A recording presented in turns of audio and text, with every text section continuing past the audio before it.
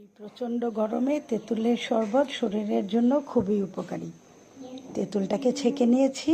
আমি এখানে 2 গ্লাস পরিমাণ বানাচ্ছি, তাই এখানে 2 চা চামচ আখের গুড় দিয়ে দিলাম। এখন দিয়ে দিচ্ছি অল্প পরিমাণে লবণ।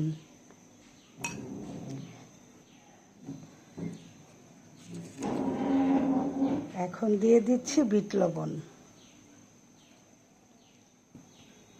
আর অল্প একটু লেবুর রস।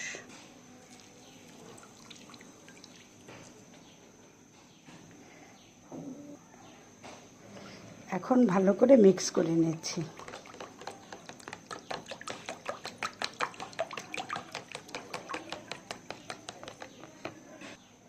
সুন্দর একটা ফ্লেভারের জন্য দিয়ে দিচ্ছি একটু পুদিনা পাতা। এখন পাতাটাকেও ভালো করে মিক্স করে নিচ্ছি।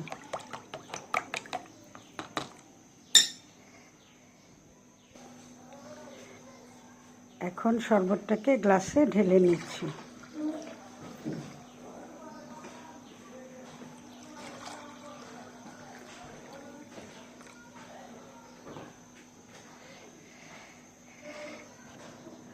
এখন গ্লাসে ঢেলে পুদিনা পাতাটাকে আরেকটু মিক্স করে নিচ্ছি।